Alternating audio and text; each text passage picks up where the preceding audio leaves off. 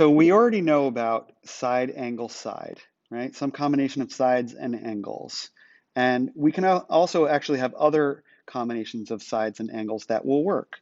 And here, you can prove two triangles are congruent without having to show all corresponding parts are congruent as we're learning.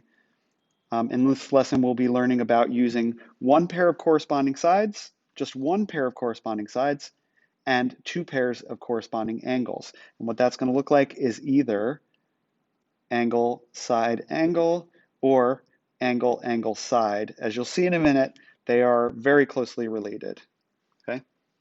Now we're going to start with angle, side, angle, which essentially says that if you have an angle and another angle congruent on both, and the included side, the side that's in between those angles, then we know that the triangles are congruent. That is angle, side, angle.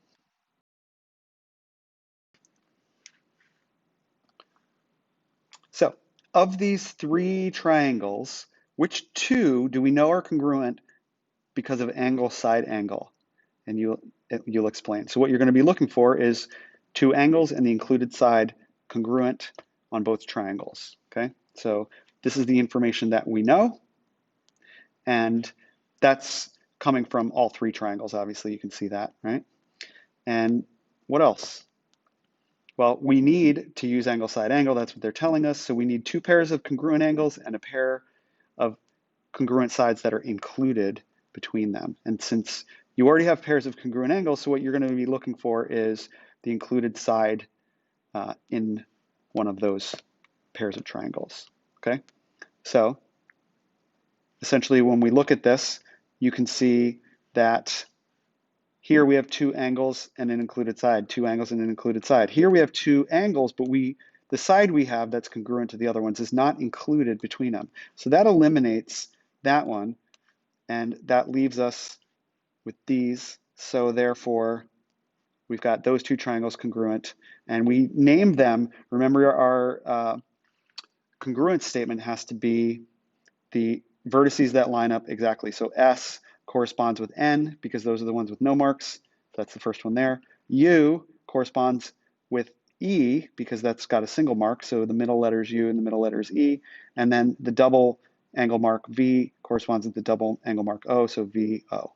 So triangle SUV is congruent to triangle NEO. Try your hand at this got it problem.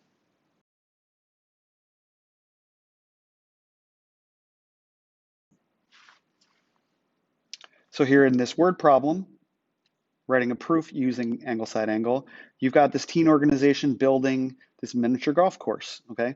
And the plans call for the first hole to have two congruent triangular bumpers.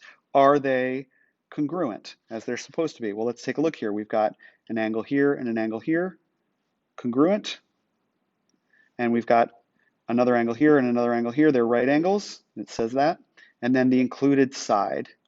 And that's enough for us to know that the triangles are congruent. How does that look when we write the proof out? Well, all right triangles are congruent, so we know that these two are congruent, and we are given that these are congruent, and because the included sides are congruent by angle, side, angle, we have congruence, okay? And, oh, and by the way, this is said over here, can you use a plan similar to problem one? Yes, looking for two angles and an included side. Now, what about this one? Give it a try.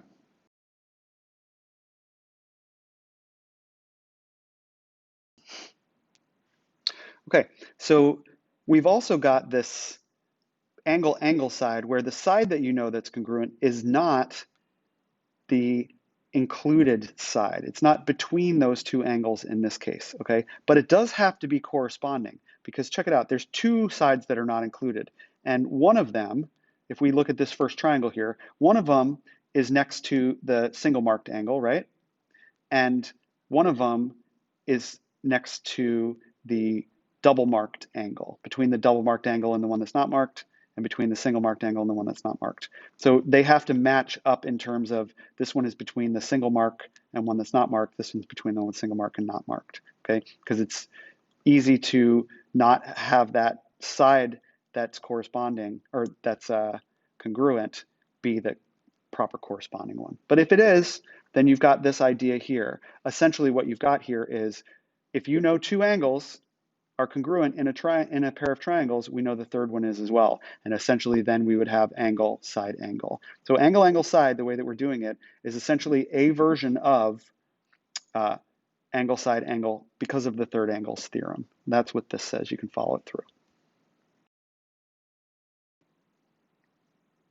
So given this information that we've got angle M congruent to angle K right here, given, and we know these sides are parallel.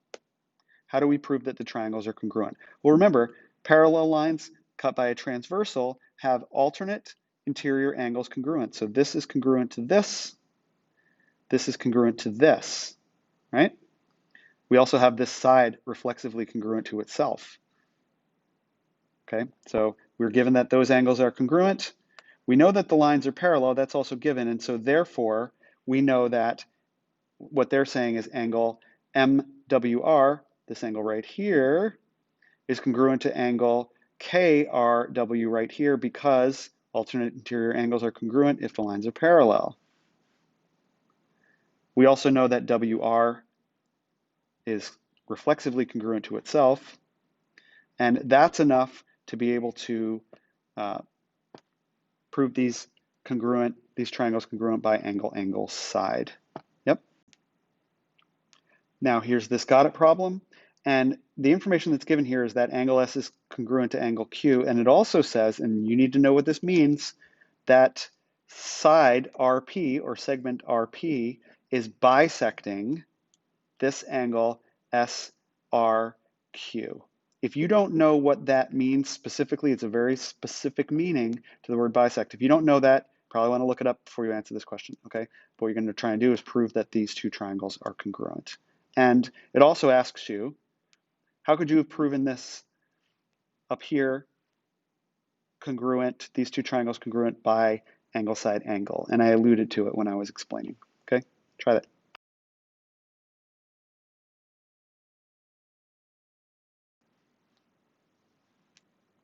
All right, so which of these multiple choice answers best describes and justifies this question? Is triangle BIF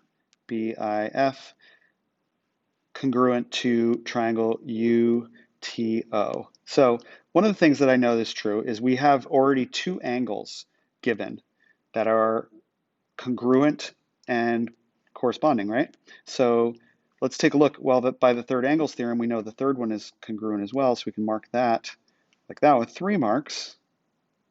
Okay. Now, the side that we know, and remember, in order to be able to do it by angle, side, angle, or angle, angle, side, we would have to have corresponding angles congruent. And these two sides, right here and right here, are not corresponding. If you see that those marks are there, this one is between the one with 1 mark and 3 marks, but this one isn't between the one with 1 mark and 3 marks, it's between the one with 2 marks and 3 marks, okay? So the problem is that those sides right there, FB and OT, are not corresponding sides. And that means that we don't have any information about a pair of sides that are congruent. And so we can't do it, so the answer is no. And that essentially says that it's B. Okay, so what about the drawing here? Are these two triangles congruent? And explain.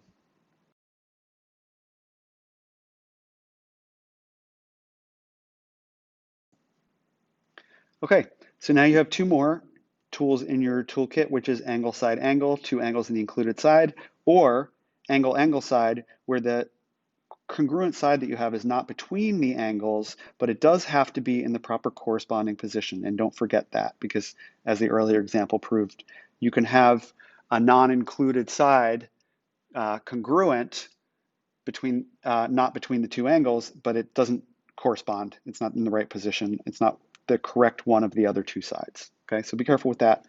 Try these problems.